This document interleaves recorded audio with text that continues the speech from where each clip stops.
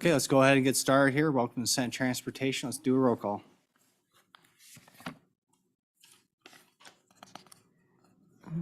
Senator Beitman, Excused. Senator Brennan. She's excused. Brandon's excused. I'm not sure who the first person was. Oh, she has Beitman, but it should be, Yeah. excuse me, Boner. Excuse me. I knew better, but it's written, okay.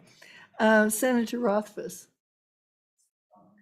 We've got the Education Committee. Let me do this again. I'm sorry. This is much better. This is, let me try this one more time. Senator Brennan is excused. Senator Furphy? Here. Senator Kolb? Present. Senator Pappas? Here. Chairman Boner? I apologize for that mix-up. Oh, no worries. So only bill we have is Senate File 17. Director, feel free to come on down and explain the bill. And also we have Senator Schuler here. I know this is near and dear to her neck of the woods. You can come down if you'd like, or you can hang out in the back, wherever your preference is. Yeah, sure. Yep. Okay, why not? Come on down.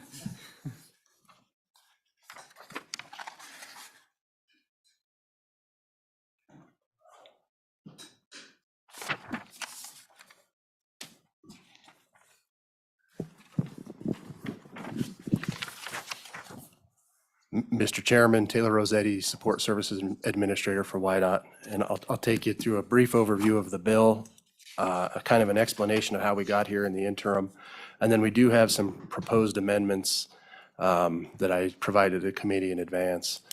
I think one of the first most important things to keep in mind as we go through this is that we're talking about the operation of off-road vehicles on highways and basically public roadways.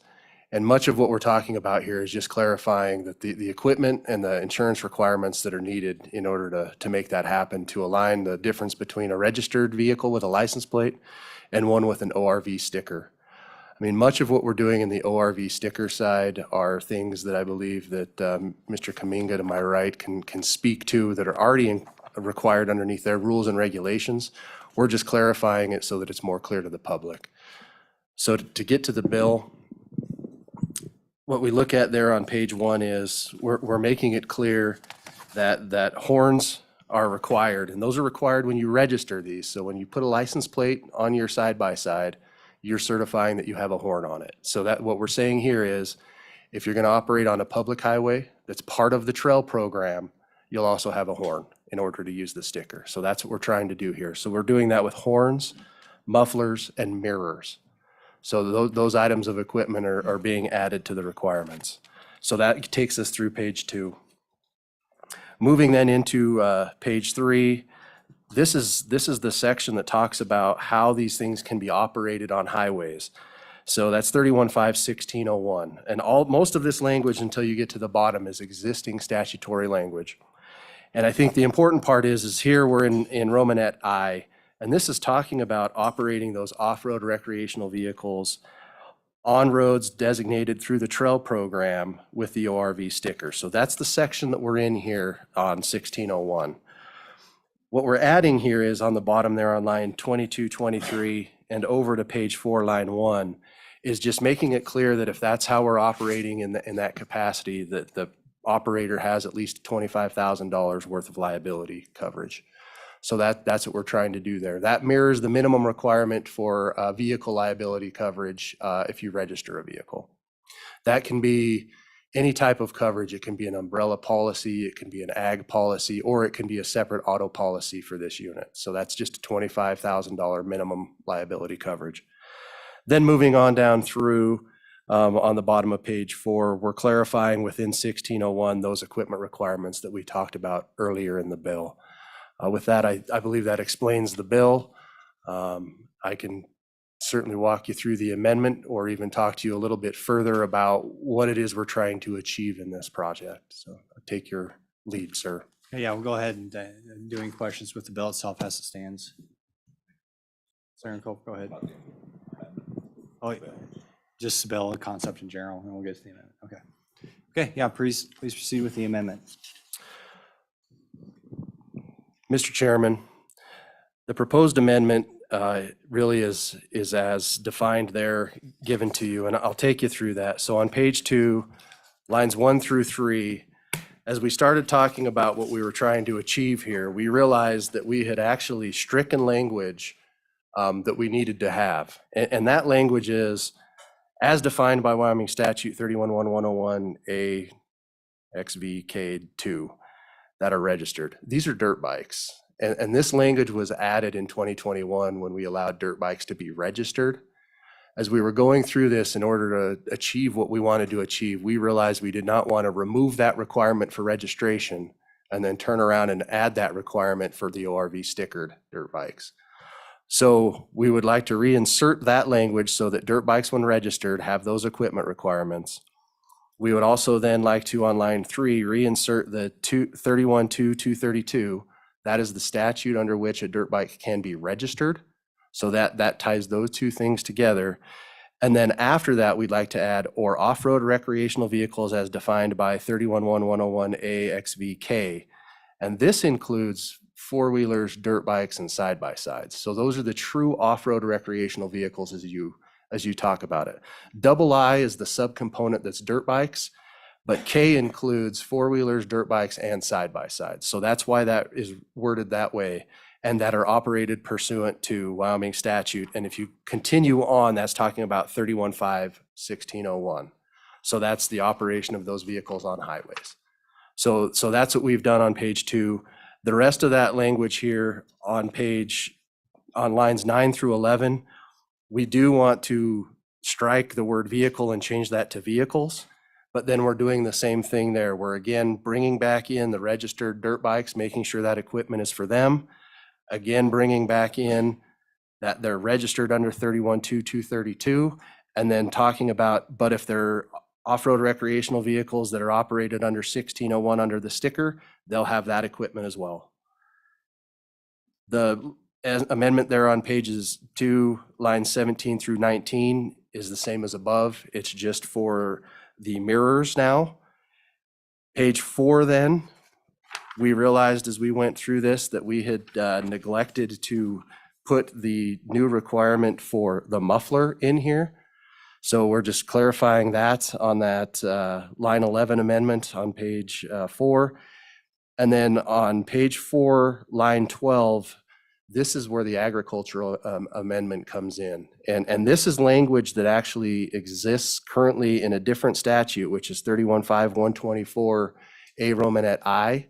And that exempts vehicles in agricultural operation from these requirements. So if somebody's moving cows with a four-wheeler and it's being used as a agricultural implement or animal husbandry, these things don't apply. So what this agricultural amendment does is, instead of adding a separate amendment here, it references us back to that amendment that already exists in statute. And with that, that's the explanation of the amendment, sir. Any questions? Go ahead, Senator Culp. Thank you, Chairman Boner. Just a question about the muffler. Sure. Is there any consideration to spark arrestor? I mean, it is in the Forest Service areas. It is typically on the machines when they're new. Is that a consideration? That was a question. Thank you, Mr. Chairman. Mr. Chairman and Senator Kolb, that's actually already in the existing section. It's just not being amended here, so you don't see it. And that is a requirement on the registration. It is a requirement in statute, and I believe it's a requirement in the program. So it's already covered. Any further questions for WYDOT? Senator Furphy. Thank you, Mr. Chairman. Want to ask about, on page 2, lines 20 and 21, where it says will be equipped with a mirror located on the left side of the vehicle. I can understand that for a motorcycle, etc. But a lot of the four-wheelers have a mirror in the center, and they don't really like mirrors on the outside to catch on things. If I made an amendment to say they have to have a mirror that reflects a view of the highway, Do you have a major problem with that?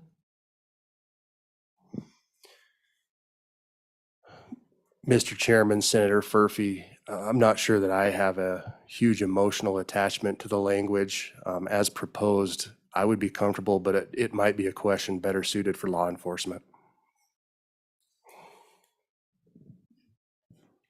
Okay, any further questions, Senator Colby? Thank you, Senator Chairman Boner. That brings up a good point. Most side-by-sides, you can't see out the rear. Anything that's up like mine, you're not looking out the back. I have actually a rear view camera that suffices for that purpose because you can't see anything back there. It's just impractical most of the time with anything, especially when you put things back there. So I don't know if there's some inclusive language you might. I think the left and right, I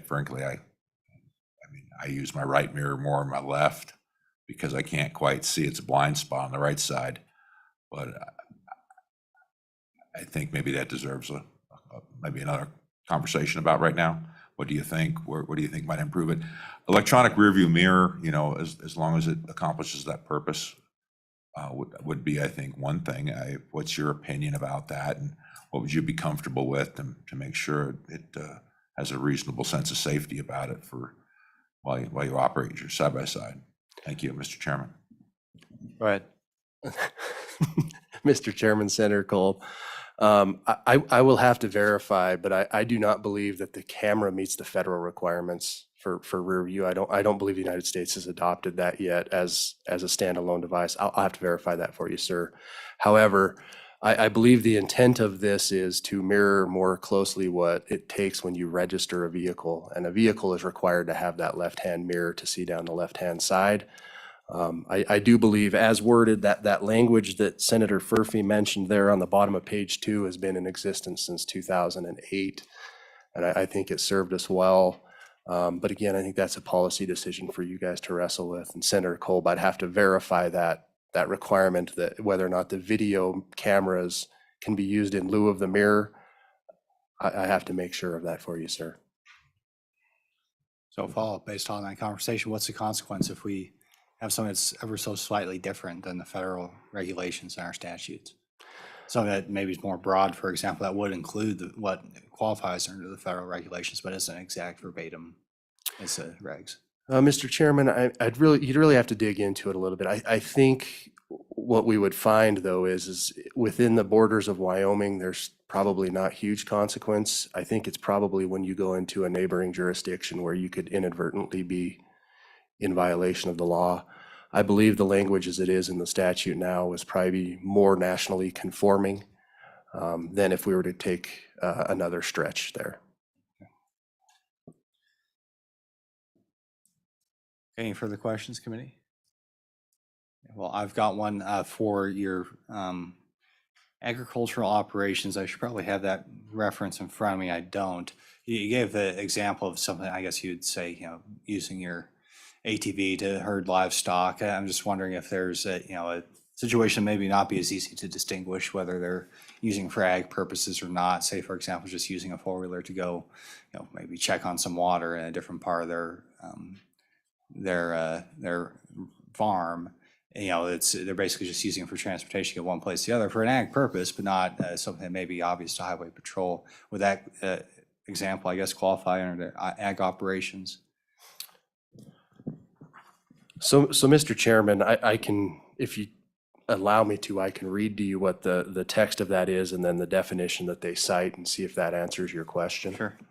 So the meat of the actual exemption there is basically that for incidental operations of vehicles as defined in 31.1.101 AXVK, those are your off-road recreational vehicles, upon a public street or highway located outside the limits of an incorporated municipality pursuant to agricultural operations as defined in Wyoming statute 31.18.801 A Romanet I, an off-road recreational vehicle operated upon a public street or highway under this paragraph is subject to the same equipment requirements under this act as an implement of husbandry. So that's where you get into the requirements of an implement of husbandry, except that those vehicles operated pursuant to this. And the definition of agricultural operation is the one that is commonly used in the commercial carrier section, which is 3118.801. And that means raising, harvesting of their own crops or livestock in the state by farmers, ranchers, their exchange between farmers or ranchers, or the transportation of implements of husbandry to or from farmers or ranchers by persons engaged in the business of selling or repairing such implements. Our experience with this would say the activity that you described would fall within those limits, and generally folks have been given a lot of latitude to allow that to occur. Thank you. Any further questions for YDOT? Okay, thank you very much. Director, have any follow-up?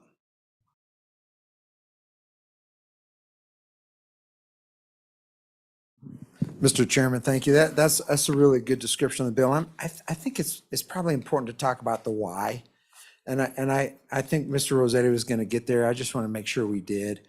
This really goes back to our support of the trail system. And this goes back to our support of the economy of the state.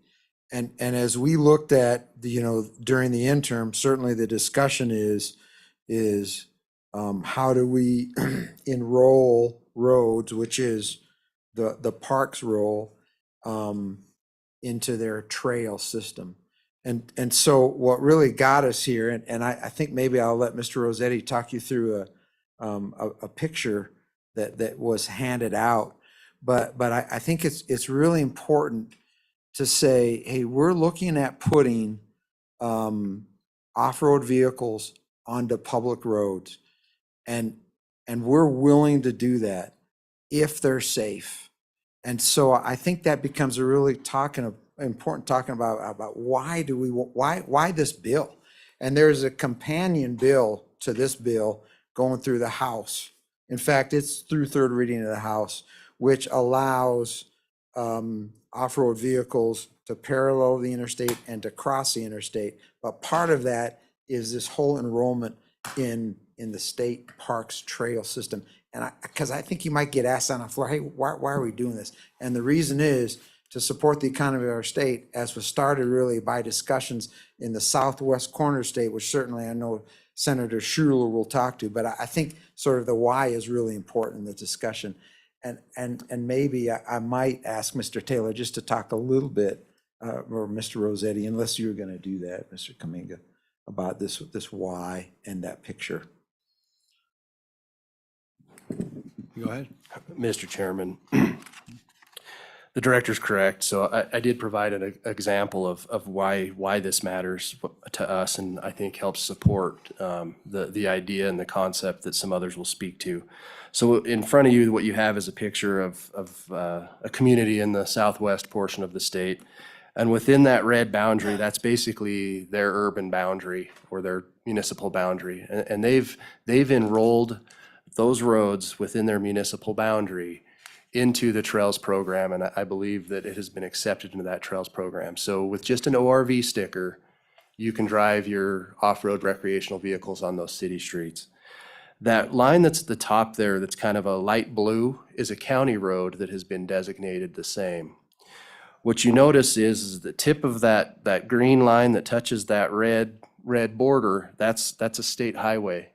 We haven't designated any of our roadways for this. We'll allow you to operate on them if you're a registered vehicle because of the equipment and the insurance requirements, but we have not enrolled any of our roadways into the trail program because of the differences in the equipment requirements, which is what this bill is trying to achieve. So in reality, what we're looking for in this bill is the ability to connect from that red border to that blue border and allow folks, if we were to enroll that in the trail and they were to accept that into the Trails program, it just provides that continuous operation without any hangups. They can have a license plate or an ORV sticker because those requirements would essentially be the same. Thank you, Mr. Rossetti. Really important to us because it's just a matter of time until one of these is involved in an accident. And one of them will be fatal. And we know we have to have insurance and we know we have to have those safety equipments. And that's what we're setting the conditions for. Any questions for YDOT? Senator Cole. Thank you, Chairman Bonner. Before we move on, about the cities being able to designate these roads, are you familiar with that, or is it just repeating what you were told? I asking this because question is, is it legal for them to do that? And I'm glad they did it, but for the other cities and other communities that that are having questions about this ability to do what they did, could you respond to that? Thank you. Yes, Chairman Boner, Forrest Kaminga, Wyoming State Trails Motorized Program Manager for Wyoming State Parks and Cultural Resources. Yes, it is legal for municipalities to enroll their city streets into our trails program. And what that also does, it benefits these municipalities because they're also eligible for applying for our internal grants to assist them with signage, law enforcement, education within their boundaries. And then I would just also like to reinforce what Taylor and what we're trying to do in the why here is, as of right now, these rules, these requirements are already in our rules and regulations, and we just want to have the statute reinforce what we've already been operating under since the creation of the ORV program in 2006. Okay, any further questions? Thank you, gentlemen. Appreciate it. So we have Senator Dockstader, we have Senator Schuler. Any of you would like to comment? Okay, come on down.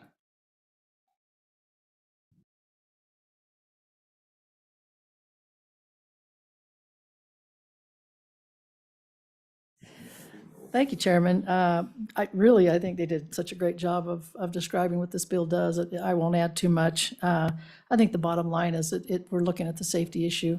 We know that our ATVs and OHVs are increasing everywhere, our corner of the state, nationwide, statewide. We want everybody to be safe. And, I'm glad we have the ag exemption. Of course, I think that's important as a former ranch gal. I think that's nice to be able to have that exemption if they don't want to put out everything that they need. If they don't want to have lights and horns and mufflers and so on and so forth on their ranch equipment, I think that's fine. And I think it's great that we have that exception. What we don't want is we don't want ranchers or anybody else, coming to town going 45 or 50 miles an hour, not having horns and lights and mufflers and mirrors and so on. So I really think that the meat of this bill that's the most important to me, I think, is the section that talks about the proof of the liability insurance, because I think that's the key. We want to make sure everybody is safe, that they've got their insurance, they've got the proper equipment, and that they're riding safely. So that's pretty much about all I have to add. I'm happy to answer any questions. Any questions for Senator Schuler? Thank you, ma'am. Appreciate it. Senator Dockstader.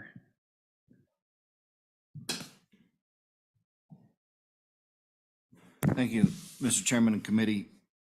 This is part of a bigger picture as we bring this segment into it, and I appreciate those in the committee who worked to get the ag exemption in there. It brought relief to some of the folks who had concerns, but this bill helps with a much bigger picture as we develop that whole Southwest project of trails down there, because we're linking the back trails, but we're also linking in the roads.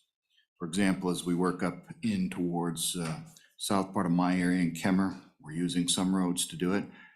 Senator Schuler's area, some roads, and so we have to have the safety part in there. We've done that, but we also have to make sure that those who are running our ag community are taken care of with that exemption, because as the good president said, well, sometimes I just jump on my wheeler and go from field to field, but using a county road or something to that extent.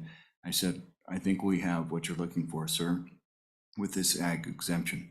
We do this bill, we do the other legislation, we bring it all together, and we have a great model for a trail system in Southwest Wyoming that I think will be the showcase for the rest of the state as we develop this. There's a lot of money in these vehicles. We just got to make sure it all works and everybody's safe. Thank you, Mr. Chairman, committee. Thank you, sir. Any questions for Senator Dockstader? Thank you. Appreciate your testimony. Okay, we'll go ahead and ask for public comment. Anybody in the room wants to come on down? You're up, sir.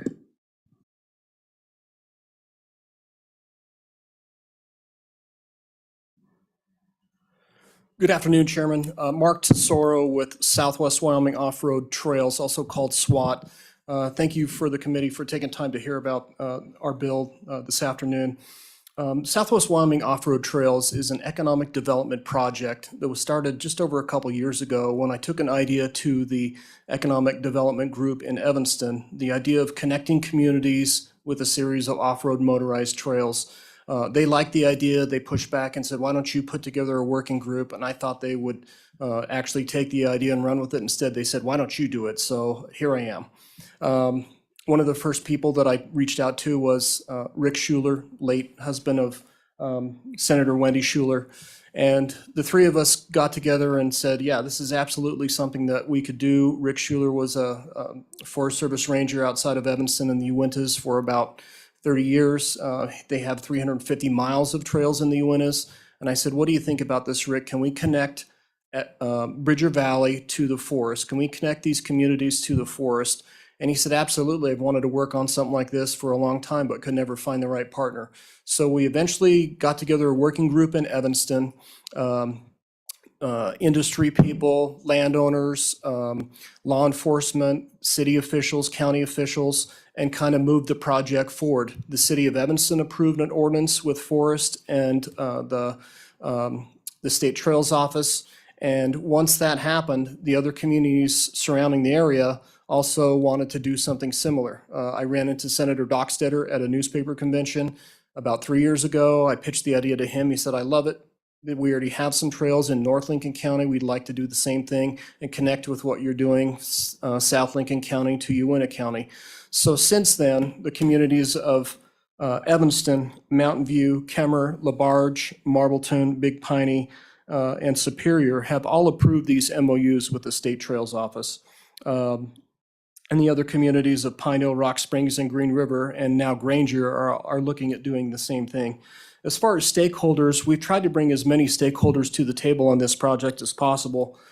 City councils, county commissions, Forest Service, BLM, Game and Fish, including commissioners, officers, and biologists, chambers of commerce, the Department of Ag, including Weed and Pest, nonprofit groups like Muley Fanatics, Tread Lightly, and Wyoming Wildlife Foundation, business, industry, law enforcement, including Highway Patrol, sheriff's offices, and probably, the one thing that I will mention and is incredibly important is that if we didn't have our amazing partners at WYDOT and the State Trails Office, State Parks Office, and the Outdoor Rec Office with us on this project, we wouldn't be here today.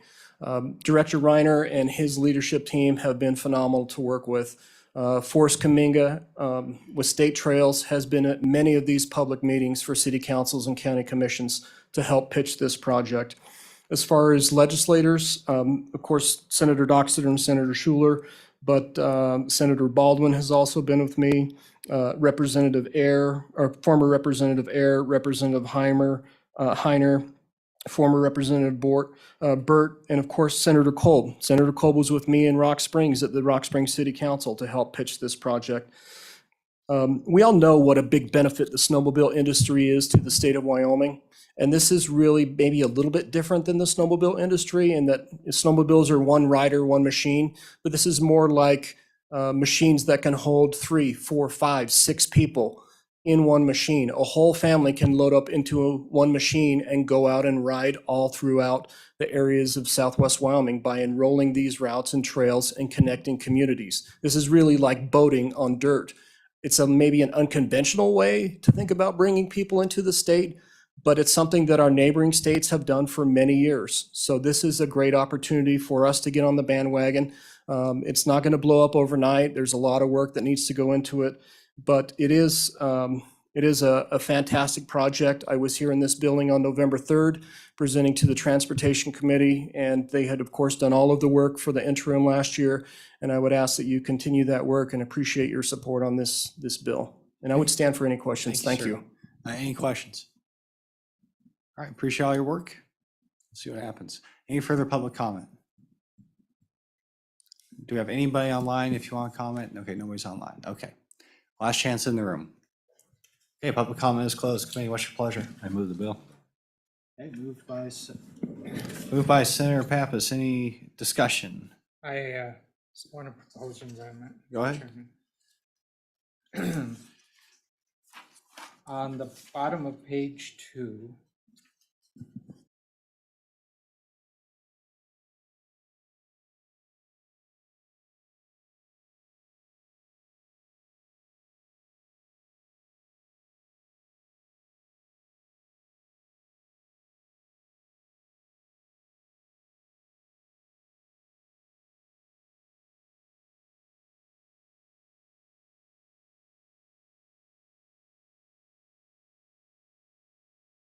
Okay, you've heard the amendment. Any discussion?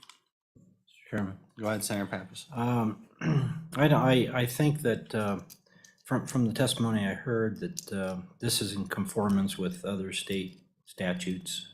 Other states have it with federal guidelines or statutes as well. I'm concerned that we're going to be different than everybody else by doing this.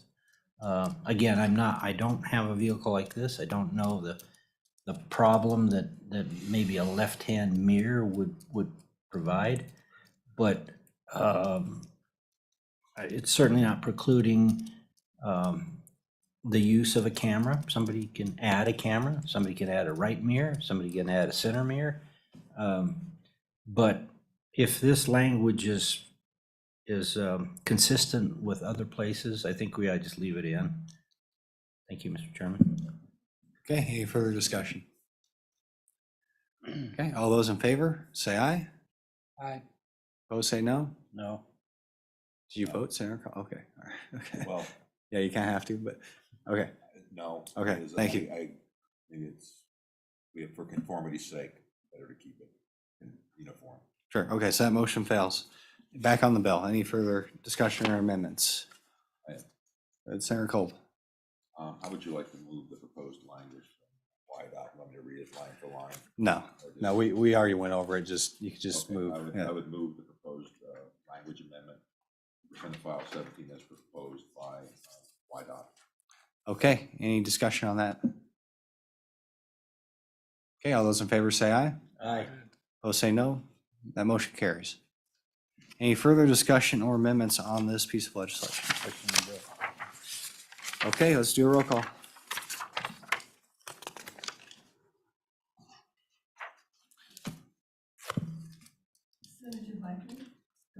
Excuse me. She left a proxy? Senator Brennan. Oh, she left a proxy and it was an aye vote. Okay. Senator Furphy, Aye. Senator Cole, Aye. Senator Pappas, Aye. Chairman Boner. Aye. Mr. Chairman, Senate File 17 has 5 aye votes, Okay. as thank you, amended. Everybody, it looks like that we're done for today. Obviously, we won't be here on Monday, so our next committee meeting will be on Wednesday. So far, we have, I think, 2 military-related bills. We just got signed another transportation-related one, so we'll see, just start going down the list, see what we have on Wednesday. We'll find out on Tuesday, so. Do you want to do it? Sarah Kolb will volunteer from the southwest part of the state and go ahead and take the bill. Thank you.